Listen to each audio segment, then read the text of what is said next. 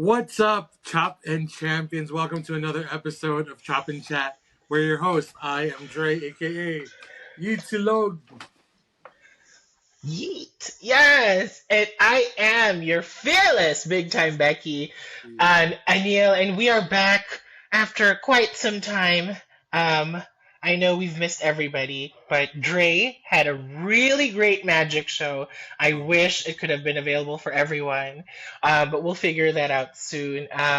So if you haven't caught Dre's magic show, if you haven't caught his content, follow his personal magic account, Dre Magics, and get all your magic content from there. It was really wonderful. It was a really good show. Unexpected plug.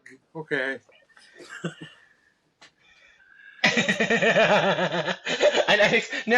It's my husband and I completely enjoy Dre's magic shows. It's always worth the drive and the effort to get there. Although the last one was pretty close to where we were at that time, so it was great. But it's always worth the effort. And it's never, I mean, even we thought you should have been charging more for your tickets. We were like, we should be charging more for his tickets. It's crazy because I'm always scared to charge more because I'm like, what if no one shows up? No, he had that place packed. Like they had to add more chairs. That's how many people showed up to that show. So it was wonderful. I really wish like people who listen to us, I know there's not plenty yet, but you know that we're here just to express ourselves. And I really wish everybody who listens to us could also catch that side of Dre where he does his magic show, because it's not just like watching magic and being amazed at how good he is at delivering those tricks, but he tells a lot of his stories and you get to know him and you get to know him more. It never gets old. We've seen what, 2, 3 shows of Dre, and we still continue to get to know Dre with every show. So I really wish our listeners could be able to catch that. Maybe soon, but we'll figure something out. I know. Thank you for saying all that. I'm gonna clip that and put it on the other thing promo. Yes. It's like a testimony. Yeah. Yes. Okay. So every year I do a Christmas show, but I'm also sorry. I'm the reason why we haven't been able to put stuff out because I was focusing on that. But we are back after a year of like mediocre wrestling content. Hey, John Cena, it's done, and it's John Cena's retirement. I did like the farewell stuff, like all the nods and all the like videos of John Cena's like whole career. I mean, at least they didn't Goldberg him. You know what I mean? Yeah. And he got to do it on his terms. I think his request for his last like Saturday night main event, he was saying he wants like a non-canonical. Let's put up some like cool up and comers, which was a great idea, but I think it fell flat because a lot of the matches had weird endings or like weird cutoffs, right? Like they were too short. We had Cody Rhodes versus Obafemi. I understand the ending because of what they're trying to set up for the future. The Javon Evans and what's his partner's name? Like totally, like I haven't been following. I haven't even seen I haven't even seen it. Like to me, it's not over. Yeah. Anyway, it's like Sol Ruka. They put over Sol Ruka and Javon Evans, but like in a really weird way. And then John Cena's final match was like kind of garbage to me, but maybe it's because I wanted more of it and I didn't expect it to end so quickly. But those are just my thoughts, and I'm sure the internet's gonna flame it up. But Okay. because you haven't seen it, what are some things from this year that you did enjoy? No, I saw the highlights. I think that's where I like. I think since what was that really disappointing PLE? I think since the move to ESPN, even if I have a VPN, I haven't put on the effort to see their PLEs because I was just I can't even watch Raw. I can't even watch SmackDown. I just watch the highlights. And while I'm watching the highlights, I get aggravated. And I'm just like, is this how far like sucky it has turned into? And I'm like, I still can't believe it. So with the Saturday Night Main Event, um, I didn't understand why they had to take the NXT stars and then just give them something so like blah. Like, okay, oh, they put Oba. I was excited. I really thought he should have won. Like, because up to this day, Cody has no weakness. And it's Yeah. so hard to root for him Yeah. because he's so protected with this title run. And that's what I don't understand. All the champions are protected in this. I don't know if it's wrestler lingo that only Triple H and everybody else can understand, but whatever that is, it is not connecting with us. So Yeah. if that is like a whole wrestler to wrestler thing, like get over it, move past Not it good. because you're not gladiators. I mean, you play gladiators, but at the heart of it all, it is a show. Yeah. And like, why isn't the show engaging? Why isn't the show like inviting? Because you watch it and you're everything. And I know one fan said this that not everything predictable is bad, but this is bad. This is like a really like I don't need to watch anything anymore. like, like I can skip all the Raws, watch the PLE, and still know what's gonna happen. Hmm. And that's really bad. So I didn't understand that. I was like, if you're gonna bring Oba up to just have that like finish, I don't. And I'm not even particular about finishes. So I'm like, to me, it's a story, and I understand that my superstar, my favorite superstar, is not diminished by a loss, but rather, it makes it more exciting because I want to see how they get over that. You know what? Like how they get over that loss, how they conquer like those are the things I love seeing. So I didn't see that. I thankfully Saul was put over, but I'm like, what was that? Like just a thank you to Bailey for skipping her all these PLEs. At Yeah. least put her in a story, like not some random. Okay, you can put over Soul. Like, huh? So I was like, I'm gonna watch that. And with John Cena, it's not because Gunther won. If you have been listening to us, Dre and I have always called Gunther to retire John Cena because we have this image of Gunther as the retirer. And Yeah. so I was all for that. The whole issue to me is the same issue that's been running this entire year that nothing is built. Yeah. Is it just me? Like, I don't think so because after that, so many wrestling content creators came savagely. Because it's been that. I am just so happy that the superstars that are all employed, thank you for all of you who still value what you guys bring, that you deliver such good matches, that you try your best to tell a story in the very limited amount of elements given to you to work on it.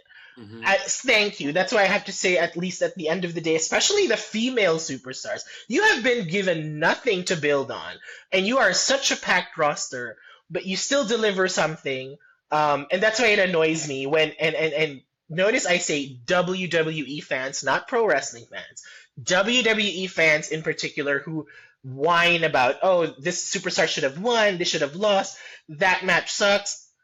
I mean, the match can suck based on your feeling, but if you're not a wrestler, don't get technical on me. Like you don't Right. know Right. what's going on in that ring. And I think it's valid if you guys think that, but that's not how Dre and I operate. We don't operate on whining because our winners lost or whatever.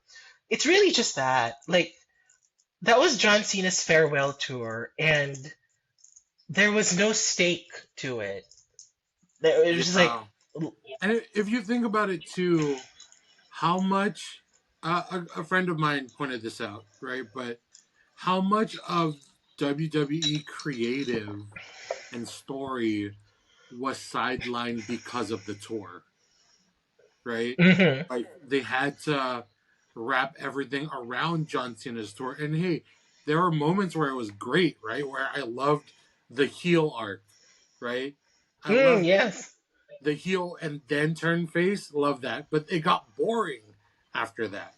You know what I mean? Yeah. Because there was nothing Yeah. to there was nothing to emote about, right? Like it wasn't remarkable if Nothing. you didn't want to talk about it because there was nothing to talk about. So yeah, I think I think AJ Styles is next. He announced 2026 he's done.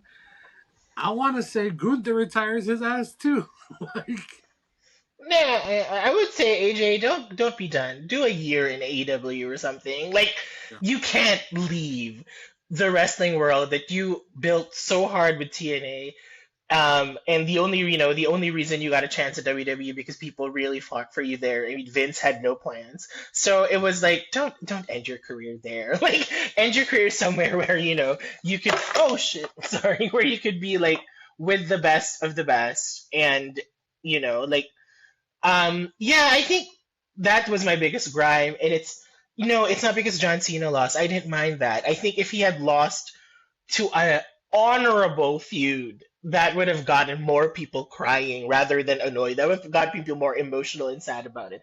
I think Gunther, Gunther, whatever, however you want to call him, should have been involved way early. In my head, that tournament should have been announced. He shouldn't have been part of it. But they still should have had that feud. He should have interfered in so many of John Cena's matches, made sure he lost. Like, get us going, build something, Triple H, outside your stupid White House resume. It's not even about politics for me because we've always known that's how they've aligned themselves. And again, we're not here for them. Do you understand that, Triple H? We're not here for you. We're here for the stars we love. You can go and kiss ass as much as you want until your nose gets bigger than ever because you're a bigger liar than Pinocchio could ever be. Wow, that is a Disney reference. But it's like, but it's really like we don't care about you, and you're always making it about you, and you fumbled this entire tour. I think Gunther should have been involved from the very start.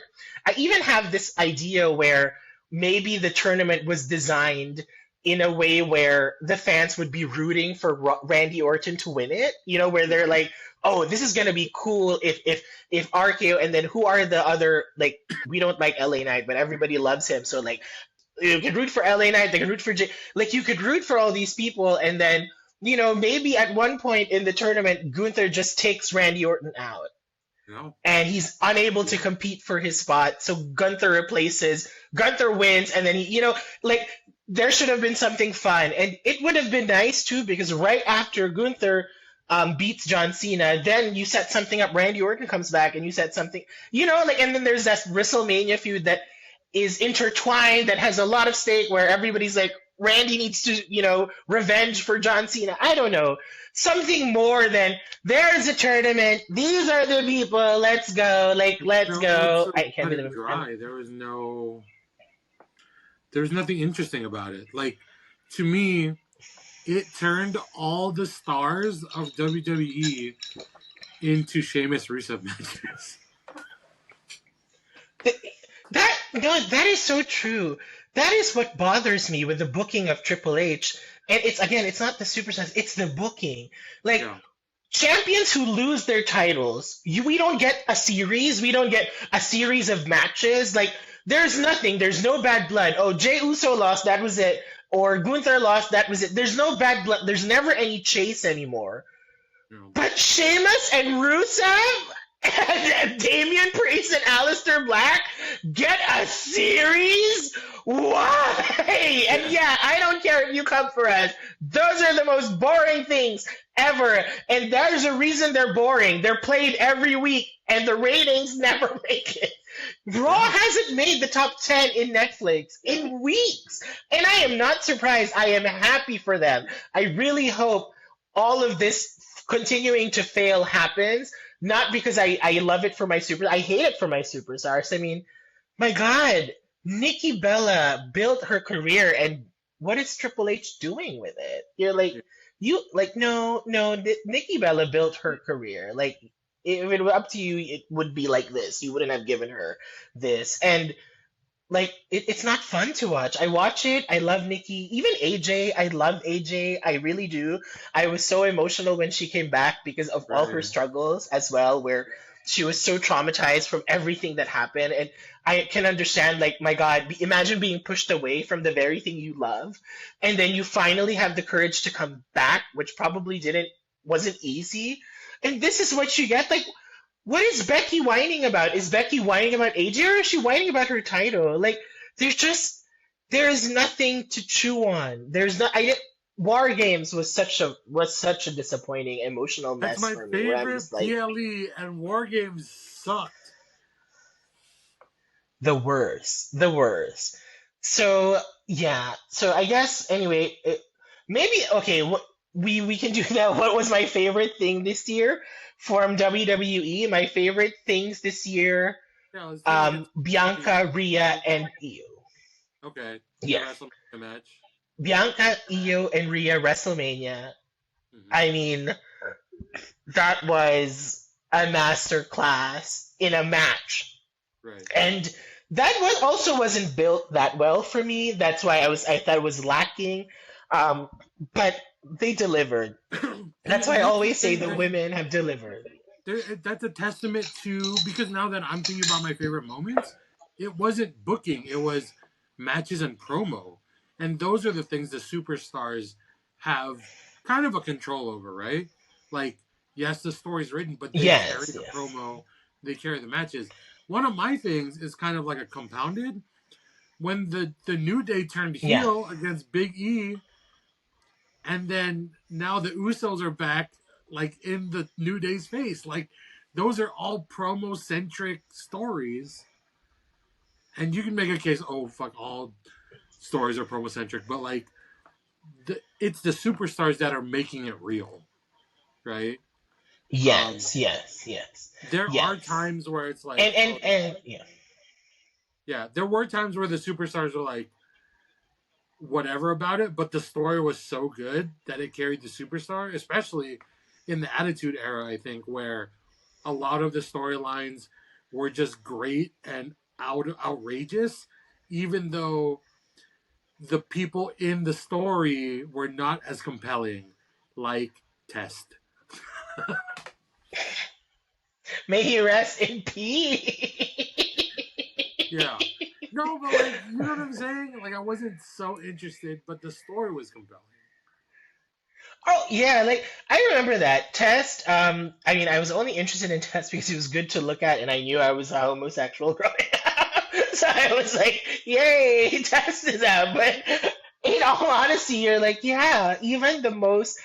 Come on, if we're just gonna talk boring, Steve Blackman. Come on, like The there was lethal no victory? emotion ever in that man's face.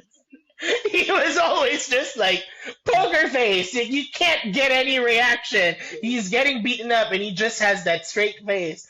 But he was entertaining. They were able to bring out his skills and make it about his skill. Like, Right. okay, he can't talk, but look at how he does the nunchucks.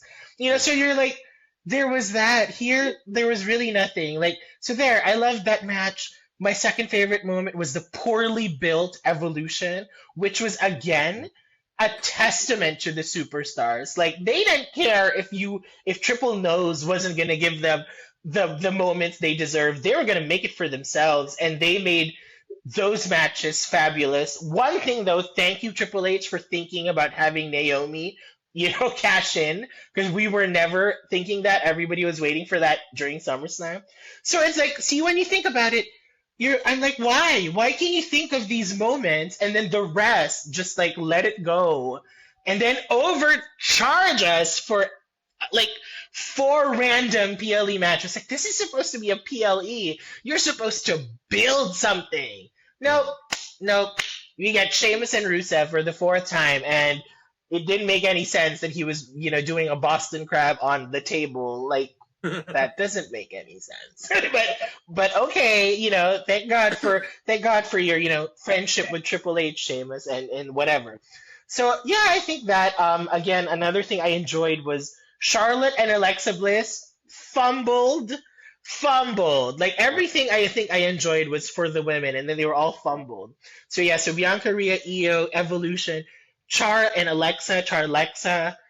I like, they didn't even get into a feud, and now you have all these random teams vying for the tag titles, and I'm like, they're really strong teams because again, you have such a packed roster. But how can we appreciate them when everything is so random? Like outside Rhea and Io, because they have a relationship. Actually, they all have some sort of relationship. It's just the way they're booked. Like, we're not seeing the potential being really lived through with Charlexa here. There's so Mm-hmm. much more, and we're barely scratching the surface. And we're staying at the surface because God knows, Triple H needs to go to the White House and suck some, whatever thing he sucks there. I'm just so done. Yeah. So I can't. I'm just so happy, and I can't believe you haven't caught up with AEW, Dre. Like, it's Dude, really it's okay. New so Year's resolution. magical. I'm gonna get into AEW. Oh my gosh, it was.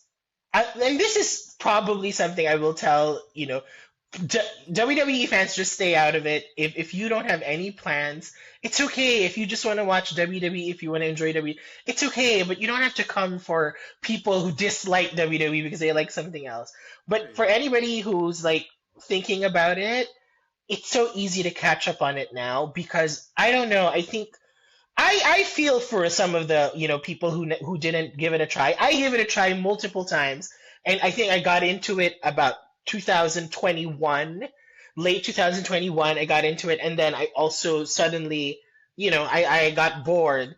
But because there was a time that I just felt like I couldn't catch up because you had all these um, wrestlers everybody was excited for, but I had no idea why because I wasn't watching the wrestling scene in Japan. I wasn't following the wrestling scene in Mexico. I wasn't following the indie scene, but all these other fans are, and they're so excited because AEW was showcasing all these regional superstars and all these, I guess, big names in pro wrestling in general that, me as a former just, WWE or TNA now and then fan, no, not former WWE. I was mostly a women's wrestling fan. It was hard for me to follow, who Okada is, who Takeshita is. But lately, oh my gosh, it's just AEW has been such a breath of fresh air. I watch wrestling still weekly, just not WWE. I watch AEW. Dynamite has been very, very fun. Collision, that used to be a questionable show, has turned into like this much must watch because they've learned to stitch the shows together and to stitch the stories together. Yeah. So you never get a random match. I mean, if you do, there is a showcase of wrestling prowess, and then there's the story somewhere there that's inserted. Again, like I said, whether and they're experimenting with the promos. It's WWE has been so formula with it, like Yeah. in-ring promo, backstage, Jackie Redmond, whatever. Like it's the same. It's the same thing every time they start the show. The wrestlers come in with their luggage and their coffee, and I'm Yeah. just like, it's so boring. It's such a formula, and that's the only way you can see a story is inside that arena in these usual spots that they create the story. Where AEW has challenged it. We're back to like, hey man, Adam Page is home. We're back to these Attitude Era great moments, and AEW has turned it into their own. And I swear, Jay, like actually before New Year, if you can catch World's End on Saturday, December 27th, if you can catch this coming week, the holiday week, all the Mm-hmm. shows they have to build to that, you will see that I think because they have so many former WWE writers or creatives who know how it works, Mm-hmm. and can fulfill Tony Khan's vision. They know how to build it. They know how to build it. Their women's division has been on fire.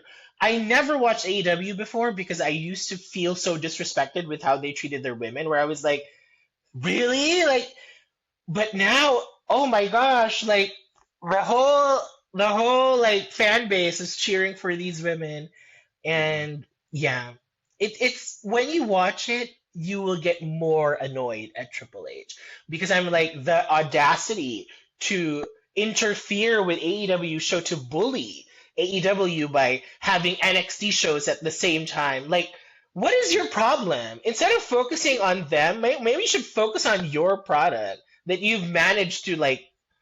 throw to the oh gosh, I can't. You have the most packed roster and the dumbest storylines. Yeah.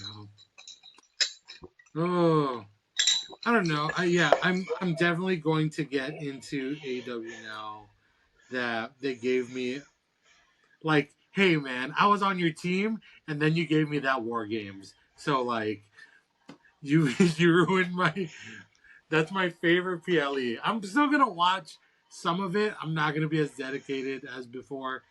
And it's like crazy. My friend was telling me, because he works for a wrestling company that we will remain nameless Uh-huh. because I don't want him to get in trouble. But also, Yeah. um, I was talking with my friend, and he was saying no one can be a wrestling fan of every promotion. Like, there's not enough time in the Yeah. world, right? Because if you think about it, if you're a WWE fan, you can do WWE and maybe one more, right? Like Yeah. they give you Yeah. so much content, and the reason why people are upset, and it's not just us, because I hear the crowds saying, fuck you, Hunter, or like, fuck you, Baldy, or whatever they're chanting, right? The reason they're upset is Yeah. because we get so much content, but it's not good content. And you have the potential with like so many stars. It's like having a 5-star chef in your house and they make you a bologna sandwich every day. Like it's not it doesn't add up, right? And you know, No. I think for this coming year, now that they're going to Riyadh a lot, and like I know, yeah, it's bullshit because some of the people I talk to are like this, but some of my friends are like, I don't want to see women covered up, and I'm like, okay, I get it, dude. Like you're in it for the like sexy outfits. That's fine, but also, The TNA. yeah, but also like, if you're gonna put a PLE in Riyadh, why are you putting one of the big three or big four that you got? Like that shit is you're telling the world that you're for sale. You know, like yeah, give the foreign shows the smaller PLEs. Clash in the Castle, even the King and the Queen of the Ring, give it away. But like, the Rumble, Mania, War Games, and SummerSlam should stay in the U.S. I think. Yeah. But also, I'm not like in the business. I'm just saying, as a fan, close to being former fan, that's what I would like adjusted. And the reason why, and jump in at any point, but the reason why we've been calling the outcomes of so many matches this year is because they're fucking predictable. Every single time I'm like, yo, we called this, we called this, we called this. Because we understand, number one, we understand the business and we're not stupid. Also, it's part of like something of what we want. But also like, yo, your writing is so predictable that we get it. Like super cut to every fucking ninja interference with an unmask, and it's like there's probably like over 10 of them this year. This year, every single return was like that. Every single one. You know those moments in during the tournament where Zack Ryder and Dolph Ziggler came out? Imagine if they had come out and Gunther beat them up before they could even have a match. That would Yeah. have been so good. With like, you're so excited to see them back, and Gunther's like, no, like, no, and then Yeah. like, and then Cena, and then they win, and Cena loses because they win by a DQ. So it's also like it would have been so much fun. But Gunther was how many feet away from the entire thing, and they just met on the night of, and you just like. So of course everybody was cheering for John Cena because he was the only stake they had in that entire tournament. There was nothing else. I But if think you had done that, if you had built Gunther, yeah, if at every single SmackDown or Raw where there was a John Cena, like, this is how I would have built it. Every single time there was a tournament, John Cena comes out and does announcement like he does the ring announcer during during the yes, matches, right? And then, but before then, yeah, they plant a Hall of Famer in the audience to say goodbye to Cena, and then Gunther beat up the Hall of Famer. That's how you get the heel. Yeah. Like imagine If Gunther beat Trish Stratus up. Like just like beat her up. start shaking. No, but Right? Or like and like imagine like during that yeah, Gunther cool. put the sleeper on Rob Van Dam, and like you know what I mean? Every single time, and now there's like this danger moment because some of those Hall of Famers are old as shit, right? But it's like I want to see Gunther put a sleeper on like Mark Henry, like that'd be cool. Right? Like something like that. Like it was so uninspired. Like yeah, imagine that tournament they were in Canada. Trish was there. Imagine in the middle of the match before John Cena wins, if it's like Gunther just comes out, picks up Trish Stratus from the front row, slams her through the table. You're like what? First, Trish would enjoy that, and she'd have more stories to tell. And then you Right? get the fans getting mad at you, and I like that. I like the imagine. And this is not even a new like thing. This is like wrestling templated kind of story. Remember when Jeff Jarrett and China had this feud, and Jeff Jarrett would just do that to all the women, Yeah. and then the Randy Orton legend killer. Like this is not new, or even like if The Rock had managed to have been involved, I would have had The Rock come back for one Raw episode and do a tribute to John Cena, like the way Mick Foley did for him. The It's Your Life, Mm-hmm. but it's the Rock Cena version, and then it's his WWE life. Like there were so many ways, but no, there was nothing. There was just we stick to this formula. This is how we do it. We don't give anybody anything else. It's one random match right after the other. No, I think that's valid. Trying to, I'm trying to be hopeful, but it's getting harder and harder. If you can tell, at the beginning of the podcast, at the beginning of this year, I was really hopeful and like giving them grace and empathy, but like over the year, and now I'm reduced to this pile of like fire and ash and like quit. It's For like Dre to say he's going to be a former WWE fan, that is a lot. Dre has been literally the most patient one. I wasn't patient. I'm like, after two shows, if it sucks, I'm like, fuck this. Like, I'm never going to watch this again. I'm just going to go on YouTube.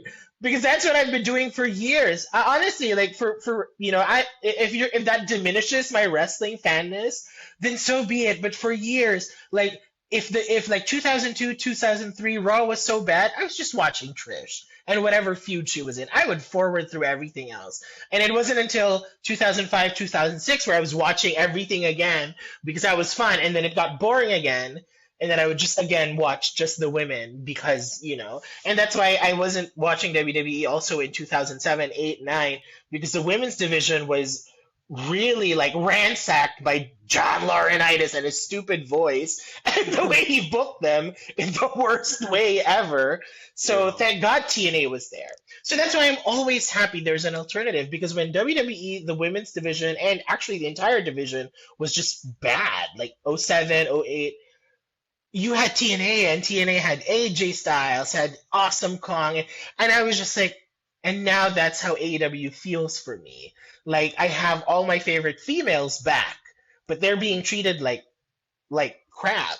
And here I go to AEW. I have never cheered for this women in my life before, and now I can't wait to see them every week. Like Tony Storm is like Mercedes Monet. I was not a big Sasha Banks fan back then. I mean, I loved seeing Sasha Banks. Like I Yeah. always thought she was pivotal, and that I always thought she was like the Macho Man to Charlotte's Hogan. Like they were always in those feuds. But I was never like a big fan. So when she left, I was like, all right, it's okay.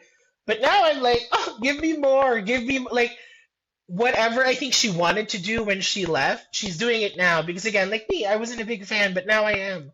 And I see all the help she's given to AEW and to all those titles she's held because we talk about it. everybody talks about it. Even if they hate her, we talk about it's it, and that's it's what's so important. crazy because And like more of even her fans are coming up. after stars leave WWE, they do so much better and shine so much brighter in other spots. Like, listen, I'm rewatching the Attitude Era right now, and me thinking like, yo, the Attitude Era is trash. I'm gonna say it, like it's overrated. The Yeah, Attitude Era is fucking overrated. Me watching through it, but I will say it developed a love for the superstars that carried over into other things. And like we're saying, a retirement match that like wasn't built that much, but hit way harder than Cena's. Dudley's versus Hardy's. Like I watched that match. I don't watch any other promotion, but I watched that match, and the way they like did it was very like emotional, and the way they like shot it was good, and it made sense. It wasn't, hey, let's put these two people who have never like got into it together. This is like a year long, like decade long rivalry, right? And even the promo to it was dope. And then I saw like some of the new stuff they're putting out on like the other promotions where like, yo, Zilla Fatu gets betrayed by Lance Anoa'i. Like that's crazy, right? And now we have a bloodline story that's good again, right? Um, I think I am gonna start watching AEW. I just gotta like wean myself off of the WWE shows slowly and figure out a way to get uh-huh. that information, whether it is probably YouTube or just like me not watching the whole thing. Um, yeah, I'm gonna do it. New Year's resolution. I'm gonna do it. I'm gonna start with two shows leading up to World's End, and then I'm gonna watch World's End. Yeah, like I would suggest watch this recent Dynamite because it was in the UK. So it was, like the fans were great. Um Actually, that's one thing too I have to point out watching AEW versus WWE, and I was able to watch them simultaneously. Although I would only watch it during the weekends because we work full time and it's hard to catch them. But the AEW fans are never quiet. When you're in that uh, arena, it's never quiet. The fans are just as involved. So when they go to places like the United Kingdom, it's just wilder because the fans there are more thirsty for the wrestling. And so if I would suggest watch that, and then MJF comes back, and it was so good because the four men. See, this is what I'm talking about. The WWE has forgotten the four men competing for the world title on World's End all have something connected. Like there's all a story there. So you're watching the show and you're like, anybody could win this. And yeah, that's the best part. And anybody could win, and it doesn't matter. I don't need it to be justified. It will make sense to me, whoever wins it, because they have played out the story so nicely. So if you hear somebody say AEW has no stories, again, that is a blindly loyal. I hope is getting paid by WWE to say that, yeah, because if you think AEW has no story, then you have not watched it. One thing that I want to add to WWE is to AEW is they changed the arena decorations. You know what I mean? Like uh, depending on the PLE, that's what the set looks like. WWE has even lost that. It's so corporate. It has one look all the time. All their PLEs look the same. Raw looks the same. There is no difference outside the display on the LED.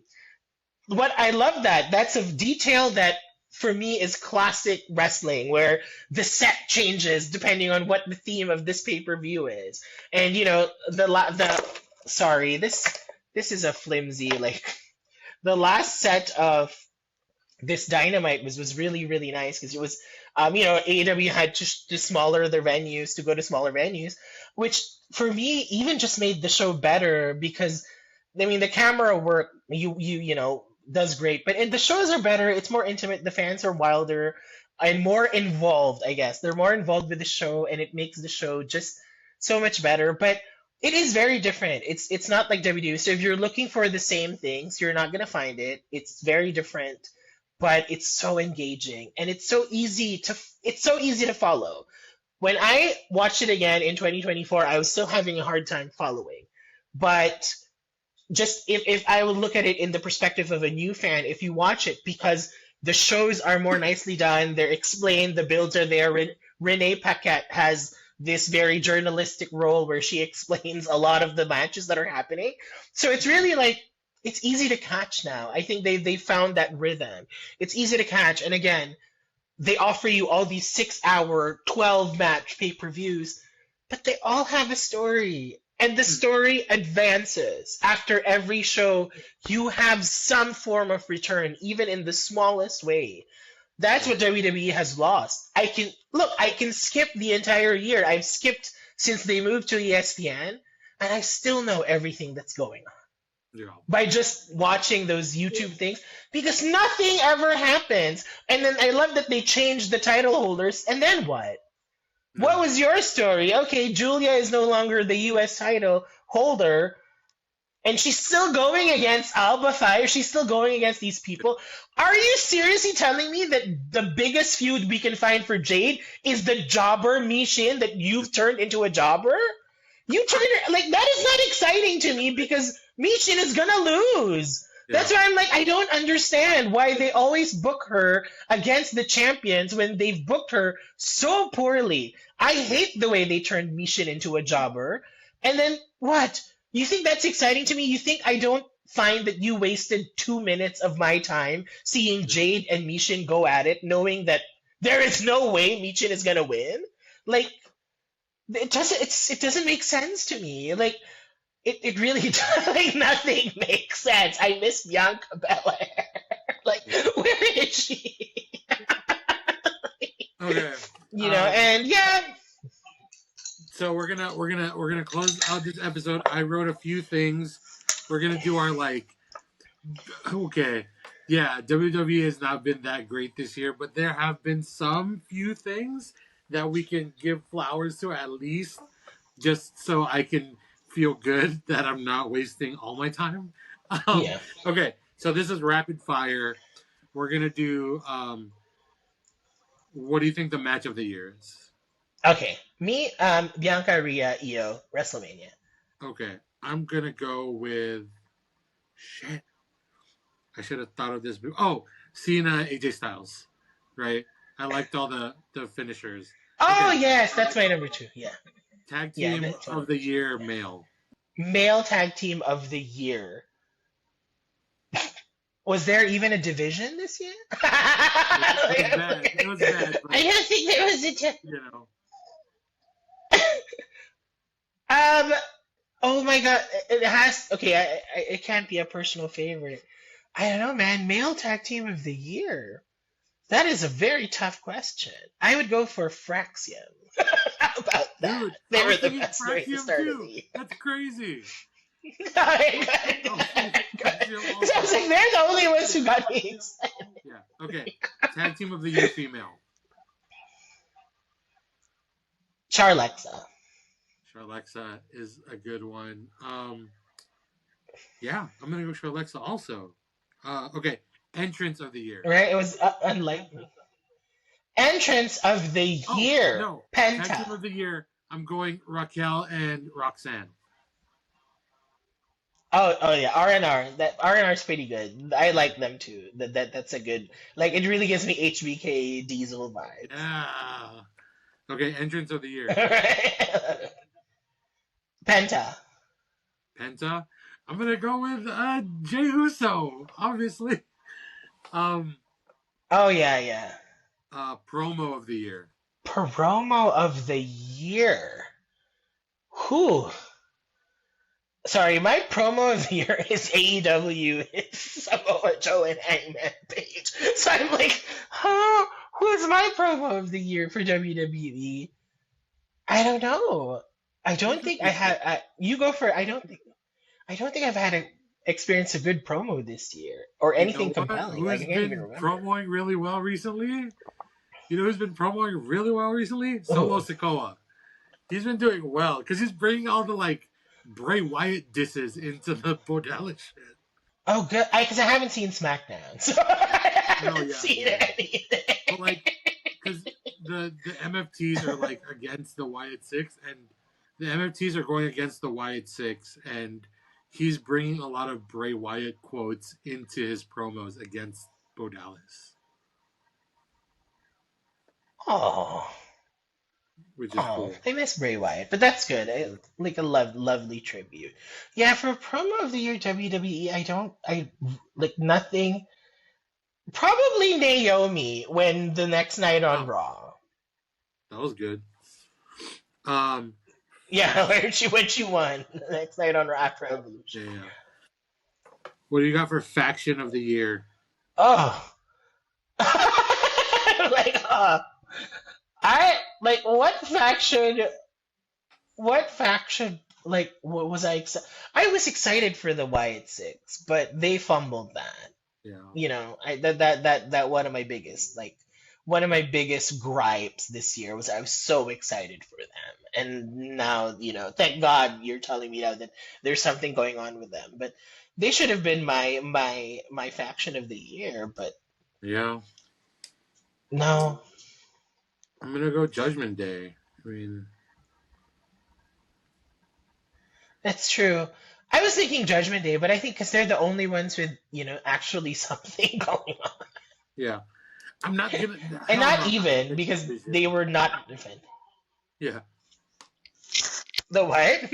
The Vision. Fuck the Vision. No. Oh, So oh hell no. It's so boring. here's a good one. Return of the year. Nikki. Actually, no. I have to give it to AJ. I I have to give give it it to to AJ AJ. because Yeah. that was 10 years. Yeah, Yeah. yeah. Mine is I was too. very happy that that's why it was sad for me because the Royal Rumble, I think, started really nicely. That was a very good PLE for me, so I was so Yeah. excited for this year. And I hooked up and That's got why I myself left a Japan. VPN immediately, Yeah. right? And then so I was like, okay, and man, I haven't even. But yeah, so I would have to go AJ. So of course, I first default to Nikki, but I think the return of the year, very emotional for me, was AJ. That was something that was like I never thought I would see that again. Mm-hmm. All right. Last one. Well, two. Who is the male superstar of the year? Dominic Mysterio. Same. Same. Let me switch it up, just because. I'm Uh, sorry. You're the same. no, no, yeah, yeah, it's fine. I'm gonna go. Damn, mid card is black. It's either got to be Jay Uso or Penta. Oh, you know who it is? Honestly, Yeah. because they made me a fan. CM Who? Punk.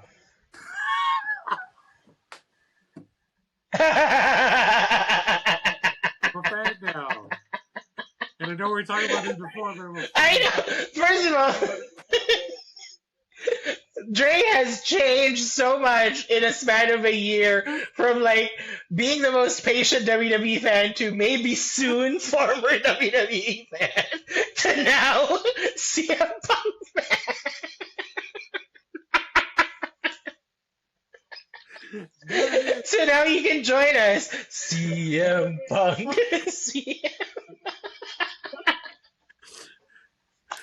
Damn, dude. See what you've done, Triple Nose.